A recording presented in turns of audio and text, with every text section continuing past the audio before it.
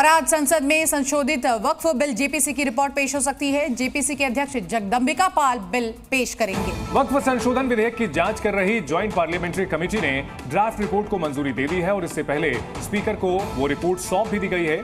वक्फ के इस संशोधन बिल को लेकर के विपक्ष भी जहां पूरी तरह से लामबंद है, वहीं ये वक्फ संशोधित बिल जो जेपीसी में पहले भेजा गया था वो आज संसद में पेश हो सकता है। इस वक्त ये बड़ी खबर आ रही है। तो 655 पन्नों की रिपोर्ट है। इन सब के बीच जेपीसी अध्यक्ष जगदंबिका पाल इसे पेश करेंगे। बड़ी जानकारी हम आपको बता रहे हैं किस तरह से जो ड्राफ्ट है वो तैयार किया गया है 655 पन्नों का, और इन सब के बीच एक रिपोर्ट दिखाते हैं।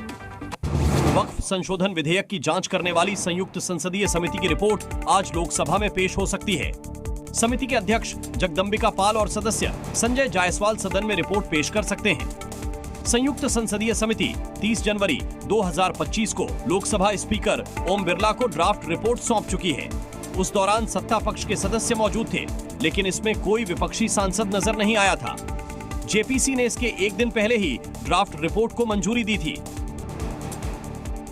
वक्फ संशोधन बिल विवादों में छाया रहा है।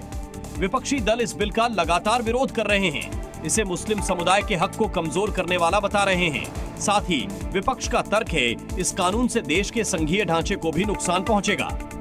उधर जम्मू कश्मीर के पूर्व सीएम गुलाम नबी आजाद ने कहा कि वक्फ बिल पर मुस्लिमों की मर्जी जरूरी है। वक्फ बिल में वो वक्फ जिन लोगों का है उनकी मर्जी से होना चाहिए, उनके खिलाफ नहीं होना। वक्फ संशोधन विधेयक का मकसद वक्फ अधिनियम 1995 में बदलाव करना है, जो भारत में वक्फ संपत्तियों के प्रबंधन को कंट्रोल करता है।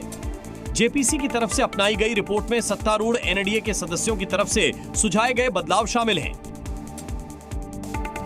ये अब जानते हैं कि आखिर वक्फ का पुराना कानून क्या है और नया कानून में आखिर क्या बदल जाएगा। दरअसल पुराने कानून के तहत सिर्फ ट्रिब्यूनल में ही अपील हो सकती है, लेकिन नए कानून के मुताबिक ट्रिब्यूनल के अलावा कोर्ट में भी अपील की जा सकती है। ये एक बड़ा बदलाव होगा। वहीं पुराने कानून में ट्रिब्यूनल का फैसला अंतिम होगा, लेकिन अब ट्रिब्यूनल के फैसले को हाई कोर्ट में चुनौती भी दी जा सकेगी। एक और अगर प्रावधान की बात करें तो जो पुराना कानून है उसके मुताबिक किसी भी जमीन पर अगर मस्जिद होती है तो वक्फ की संपत्ति मान ली जाती है, लेकिन अब वक्फ को दान की जमीन नहीं दी जाएगी। इसके अलावा वक्फ बोर्ड में महिला और दूसरे धर्म की एंट्री पहले नहीं होती थी, अब बोर्ड में 2 महिलाओं और दूसरे धर्म के सदस्यों की भी एंट्री हो सकती है। तो ये तमाम बड़ी जानकारी हम आपको दे रहे थे कि पहले क्या होता था और नए प्रस्ताव में क्या क्या होगा।